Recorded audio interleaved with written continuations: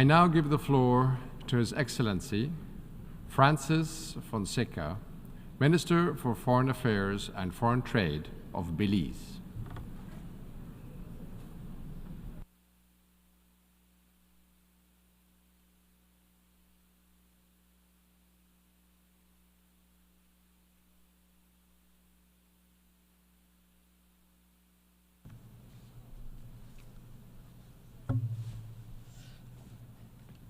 Mr. President, the self-determination of a people is sacrosanct. It is because of the exercise of that right to self-determination that each nation enjoys the privilege of sitting in this hall. Our nations exist by the will of our people, by virtue of their right to determine their political status and pursue their economic, cultural, and social development. To borrow words from Nelson Mandela, our people are the real makers of history. Their participation in every decision about the future is the only guarantee of true democracy and freedom. If we look at the challenges that our people confront today, we must ask whether that sacrosanct principle of self-determination is in fact secure. Belize is a member of the Alliance of Small Island States, AOSIS, one of 39 countries that have been on the front lines of the climate crisis. The genesis of this crisis lies with the industrialized nations. Its perpetuation and acceleration rest with the wider membership of the Group of 20. Currently, the G20 accounts for some 80% of global emissions. AOSIS members contribute less than 1% of global emissions. This is a tale of two worlds, but we only have one planet to share. The extent to which G20 economies are advancing and contributing to global economic output and world trade is impressive and promising for their people. It is important that their growth should be calibrated to a world where SIDS also have a secure future. This is still possible, but it is urgent. As SIDS, our people's livelihoods have long depended on traditional sectors such as agriculture, fisheries, and tourism, which are climate sensitive. Opportunities for diversification have been limited given our size, population, and location. Climate change is forcing us to break with tradition and to transition despite the limited options to do so. Each step forward is met with yet another hurdle to overcome, and with increasing probability, we face the likelihood of setbacks as climate change impacts worsen. The costs are multiplying, fiscal space is shrinking, and the opportunities to equitably share in global prosperity are diminishing. The right of SIDS to define their own future must be protected and secured. The severe impacts of sea level rise have irreversible consequences for SIDS. Our people have gone beyond their duty to protect and preserve our environment, yet some are being forced to relocate from their homelands. To this, we reiterate that no matter the physical changes that climate change may bring to our territory, our sovereignty and our right to self-determination remain intact.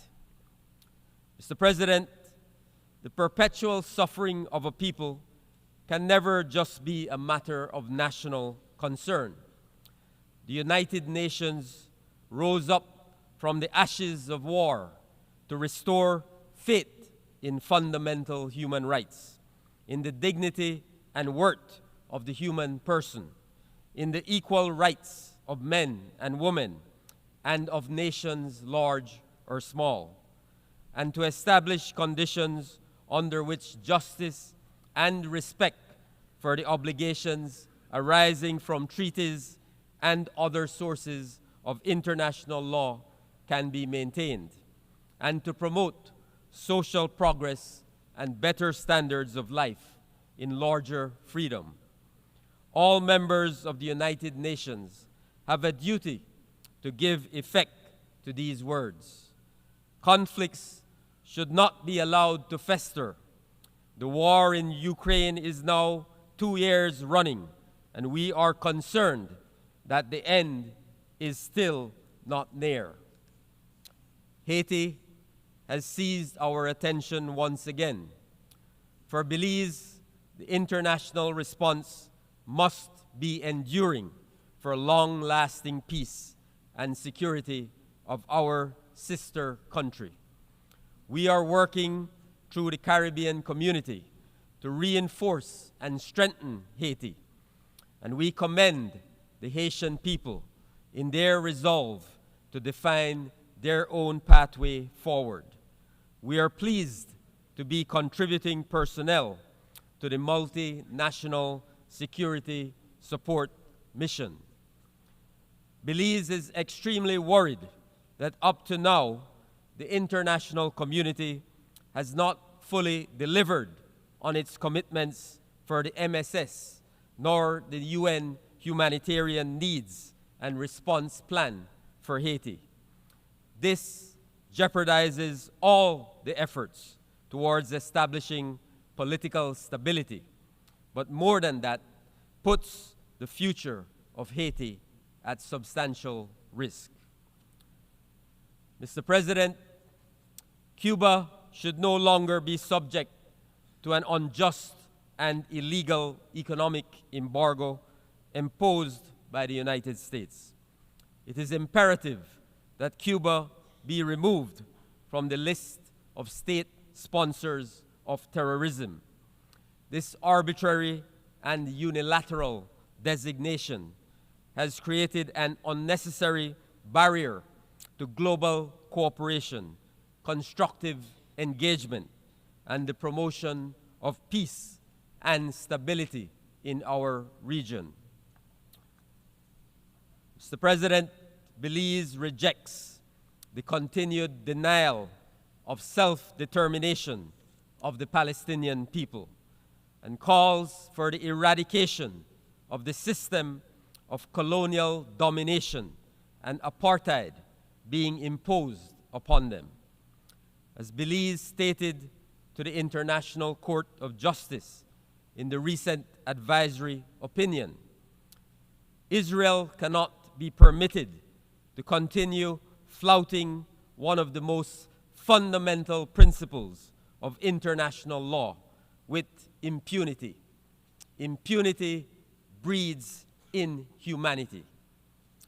Just 2 weeks ago, this assembly approved a resolution proposed by Palestine affirming the ICJ's advisory opinion and called on members to act to reinforce the Palestinian people's right to self-determination. The war, the oppression, and the inhumanity must end. Mr. President, Taiwan is a nation that espouses democracy, development, and innovation. The challenges we are tackling as an international community requires Taiwan's full inclusion and participation in the international system. Belize calls for this to be done immediately. The people of Western Sahara should be granted their long overdue referendum to decide their own future. Belize continues its repeated call for the United Nations and the international community to take the necessary steps to allow the Sahrawi people to finally exercise their right to self-determination.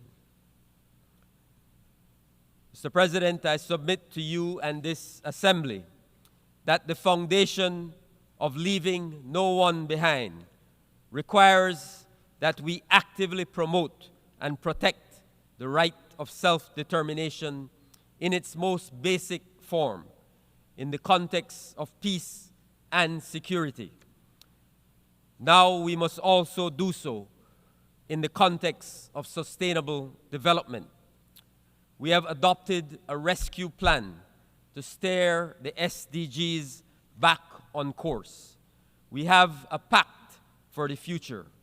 We must use every opportunity to put in place the systems and financing necessary to turbocharge our sustainable development and climate goals. In this effort, we must ensure equal opportunity for all to share in global prosperity. We must raise collective ambition and invest in all our people to empower them to rise. Mr. President, the Declaration on Sea Level Rise and Statehood, adopted by the leaders of the Alliance of Small Island States on 23rd September, affirms that the sovereignty or statehood of small island developing states cannot be challenged under any circumstances of climate change-related sea level rise. We invite all UN member states to support the implementation of this declaration and to use it as the basis of international cooperation.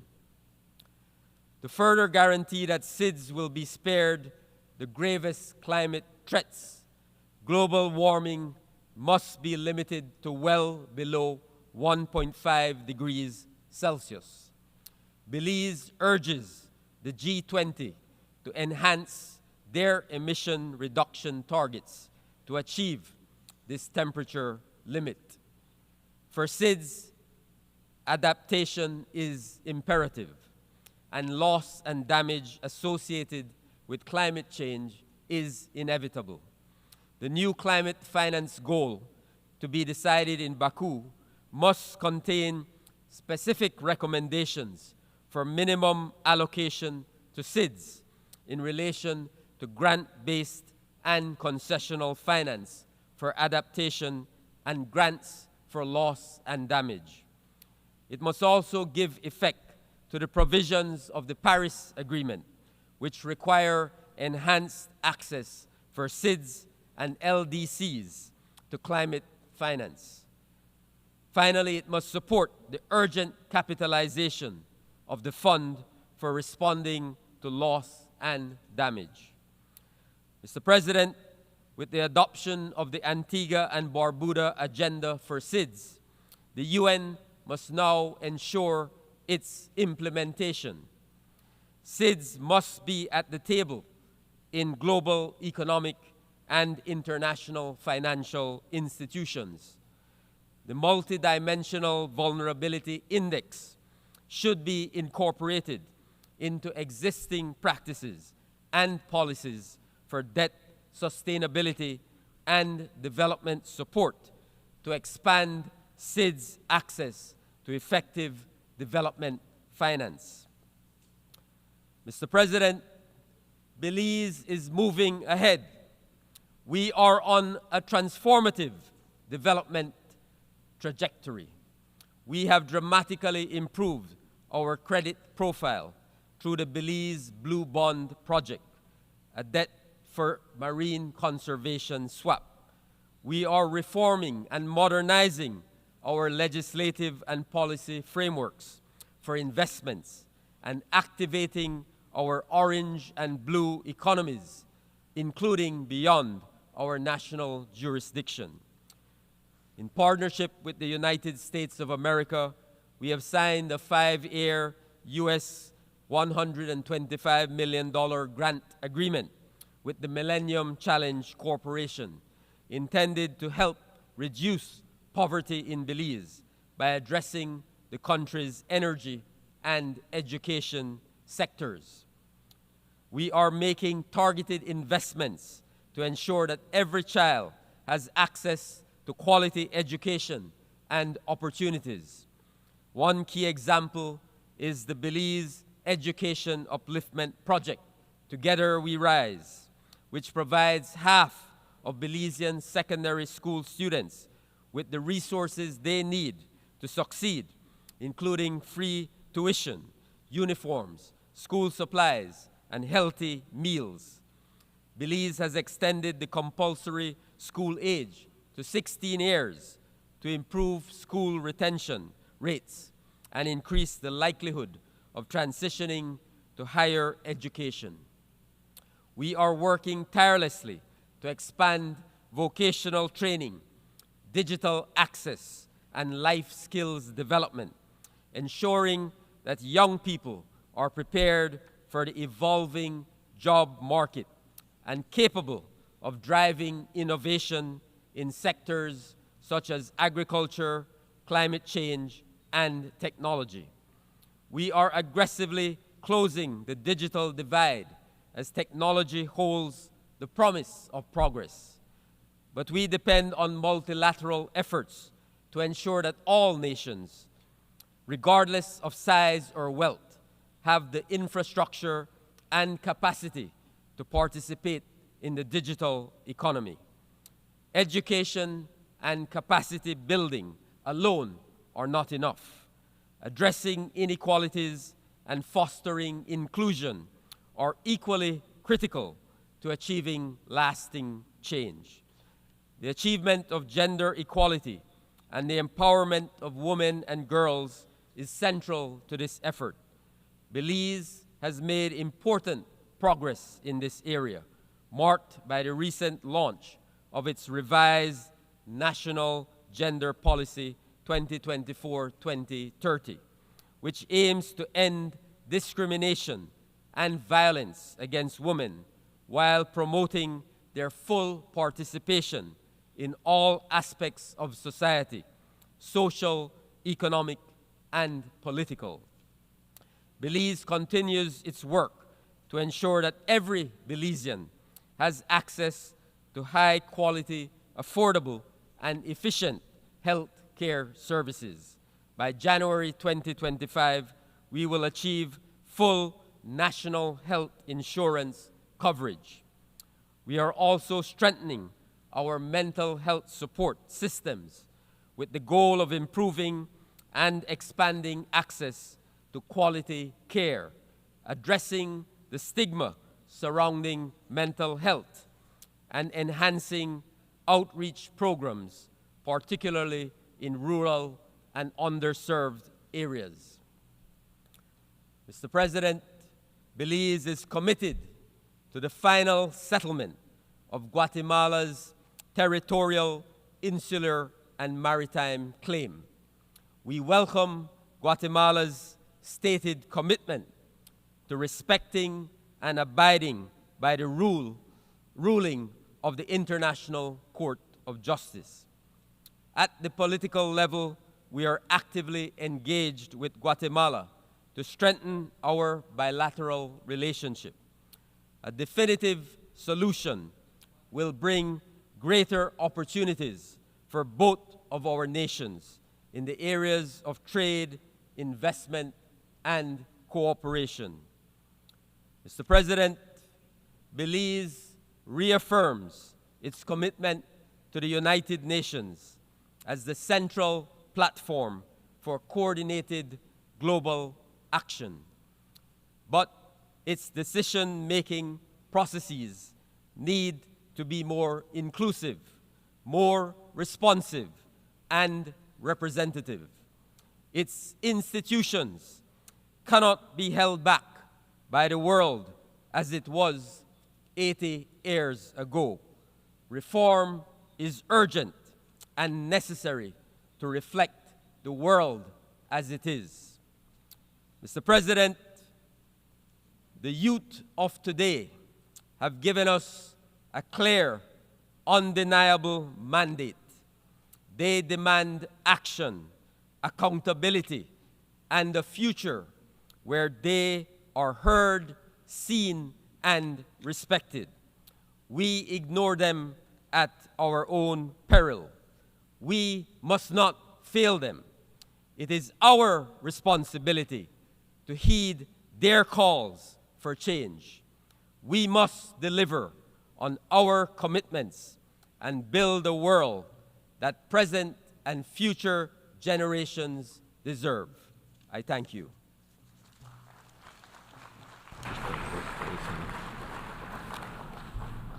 I thank the Minister for Foreign Affairs and Foreign Trade of Belize.